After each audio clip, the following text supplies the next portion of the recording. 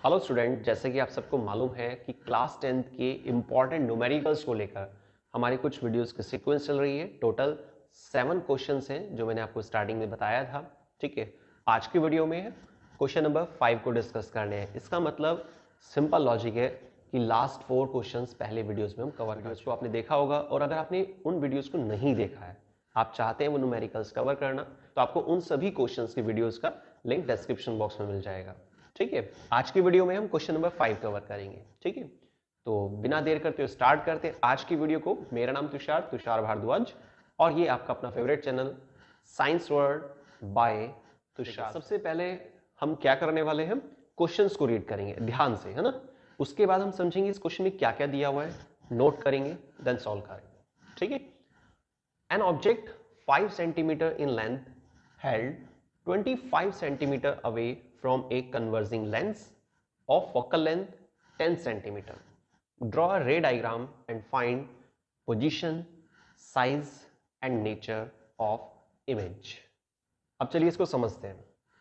एक ऑब्जेक्ट है 5 सेंटीमीटर ऊंचा है, 5 सेंटीमीटर उसकी हाइट है, ऑब्जेक्ट की हाइट है।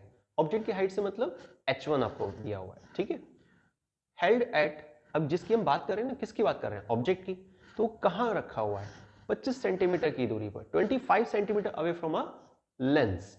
कौन सा लेंस है, कन्वर्जिंग लेंस।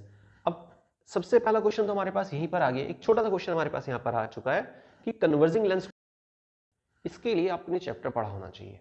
ठीक है, चलिए फटाफट से वीडियो को पॉज कीजिए, अपनी कॉपी में, नोटबुक में नोट करिए कि कन्वर्जिंग लेंस कौन सा होता है, फिर वीडियो को प्ले कीजिए और चेक करिए कि क्या आपका आंसर सही है या नहीं है। कमेंट करके जरूर बताइए कि आपका आंसर सही निकला है या नहीं। ठीक है, देखिए कन्वर्जिंग लेंस का मतलब होता है कॉन्वेक्स लेंस, और अगर आपसे पूछा जाता है डाइवर्जिंग लेंस तो आप क्या नाम बताएंगे, कॉनकेव लेंस। क्लियर, ठीक।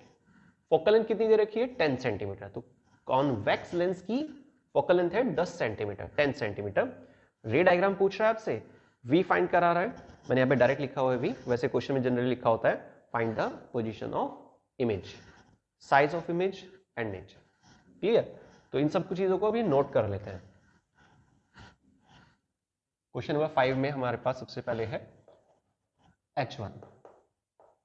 h1 है 5 सेंटीमीटर। h1 हमेशा पॉजिटिव रहता है, ध्यान रखना है, क्योंकि ऑब्जेक्ट प्रिंसिपल एक्सिस के ऊपर प्लेस रहता है परपेंडिकुलरली। प्लेस्ड कितना, 25 सेंटीमीटर डिस्टेंस, ऑब्जेक्ट की बात चल रही है, और 25 सेंटीमीटर की दूरी पर है। आपको मालूम है कि ये जो ऑब्जेक्ट होता है ये हमेशा माइनस में लेते हैं। क्यों लेते हैं, ये मैंने आपको लास्ट वीडियो में बताया था। तो u इज इक्वल टू 25 और हम इसको लिखेंगे माइनस का 25। क्लियर, ठीक है। देन कॉन्वेक्स लेंस है, ये हमने पहले ही समझ लिया जब हम क्वेश्चन रीड कर रहे थे अभी। फोकल लेंथ कितनी है इसकी, ये है आपका 10 सेंटीमीटर जो दिया हुआ है। अब कॉन्वेक्स लेंस है ना, तो फोकल लेंथ कैसी होनी चाहिए, ये मैंने आपको लास्ट वीडियो में भी डायग्राम के जरिए समझाया था, बहुत बढ़िया न्यूमेरिकल था वो। आपने अगर उस वीडियो को नहीं देखा है तो जरूर देखिएगा। कॉन्वेक्स लेंस में क्या होता है ना कि सीधे हाथ की तरफ फोकस होता है, मेन फोकस जो है उसका, इसी बेसिस पे हम उसको क्या बोल रहे हैं, ये मैं आपको शॉर्ट बता रहा हूं, बाकी आप डायग्राम समझेंगे तो और अच्छा रहेगा। तो एफ पता है हमें, यू मालूम है, क्या फाइंड करना है उसको नोट कर लेते हैं।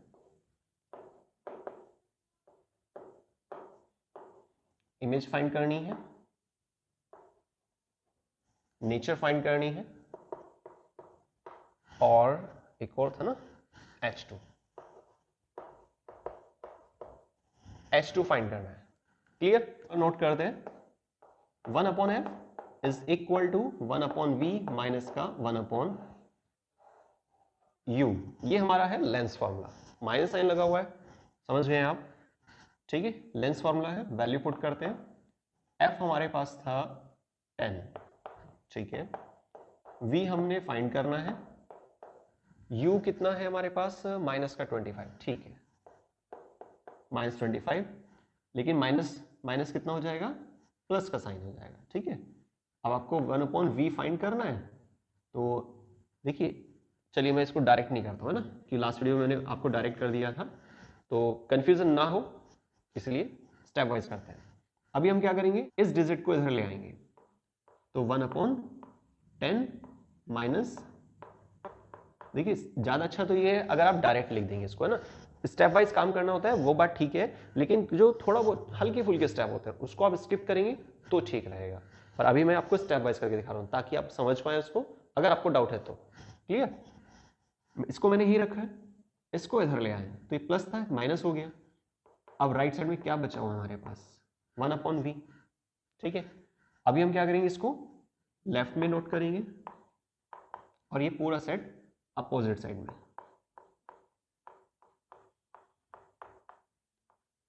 ये सिंपल एक बहुत जनरल सा मैथ्स होता है, बेसिक सा मैथ होता है ना। साइंस में देखिए मैथ्स होता है, साइंस में जो फिजिक्स होती है ना उसमें मैथ्स का इन्वॉल्वमेंट होता है, तो मैथ्स भी अभी आपकी कमांड होनी काफी जरूरी है। ठीक है, अब हमें सिंप्लीफाई करना है इसको। 1/v इज इक्वल टू, बताइए कैसे करें, एलसीएम ले लें या क्रॉस मल्टीप्लाई? चलो क्रॉस मल्टीप्लाई कर देते हैं। 25 10 250। क्लियर?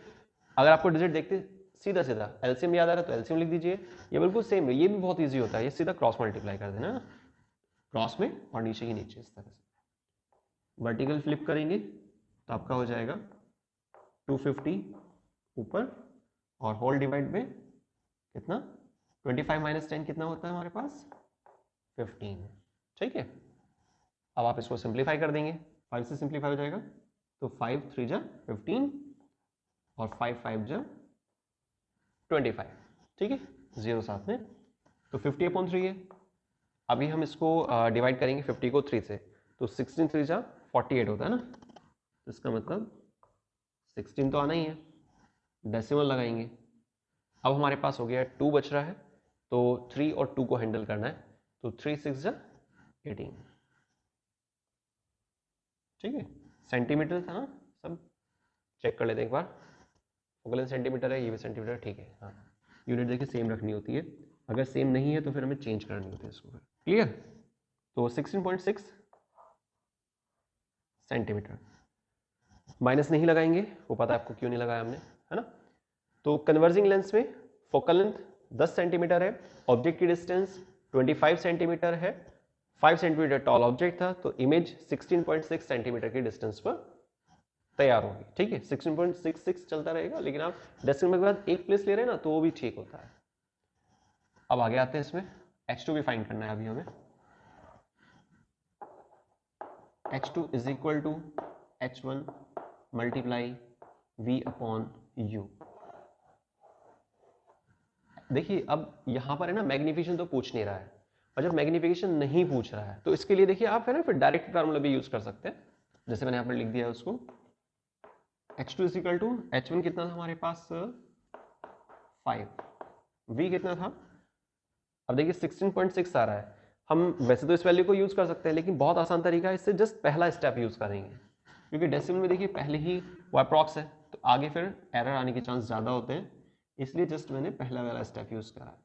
ठीक है, u कितना है हमारे पास, u दिया हुआ था, ये तो 25 है। ठीक है, ठीक, 5 5 जन कितना 25, माइनस साइन बचा रहेगा, 5 से फिर 5 10 आ जाएगा ये, तो आपका माइनस का 10/3 मतलब माइनस का 3.3 सेंटीमीटर। h2 हमने फाइंड कर लिया, v आ चुका है और h2 भी आ चुका है, और अभी हमें क्या बताना है, नेचर। देखिए v कितना आ रहा है, पॉजिटिव आ रहा है। पॉजिटिव का मतलब कि सीधे हाथ की तरफ इमेज बन रही है, इसका मतलब लेंस के केस में सीधे हाथ को क्या बोलते हैं, रियल बोलते हैं। फर्स्ट नेचर आ गई है, माइनस में है दैट्स मीन इन्वर्टेड है। क्लियर? और 3.3 है, जबकि ऑब्जेक्ट की हाइट कितनी थी, 5 सेंटीमीटर है, इसका मतलब ऑब्जेक्ट से थोड़ा छोटी इमेज है, तो उसको लिख देते हैं डिमिनिश, या स्मॉल भी लिख सकते हैं। ठीक, सिंपल। आपको क्वेश्चन नंबर 5 अच्छे से क्लियर हो गया है, क्या क्वेश्चन में दिया हुआ है वो आप समझ पा रहे हैं, किस तरीके से उसे हमें सॉल्व करना चाहिए, स्टार्ट कैसे करना चाहिए न्यूमेरिकल को, स्टेप्स कौन कौन से होते हैं, है ना, और कैसे हम कितने आसान तरीके से उसे सिंप्लीफाई कर सकते हैं, फॉर्मूला कब कहाँ कैसे रखना होता है, उसमें वैल्यू पुट करनी होती है, ये सारी चीज़ें आपको क्लियर हो गई है। तो प्लीज़ वीडियो को लाइक कीजिए, कमेंट करके फीडबैक ज़रूर दीजिएगा, कुछ भी डाउट लगता है तो भी आप कमेंट कर सकते हैं। और एक लास्ट चीज़, अगर आपको टॉपिक्स क्लियर है, आपको कंटेंट अच्छा लगता है और आपने हमारे चैनल को सब्सक्राइब नहीं किया है तो प्लीज़ चैनल को सब्सक्राइब कीजिए, लाइक कीजिए, कमेंट कीजिए, मैक्सिमम शेयर कीजिए। स्टार्टिंग से लास्ट तक देखने के लिए बहुत बहुत धन्यवाद। इसी तरह सपोर्ट करते रहिए आपके अपने channel science world by Tushar sir. Thanks.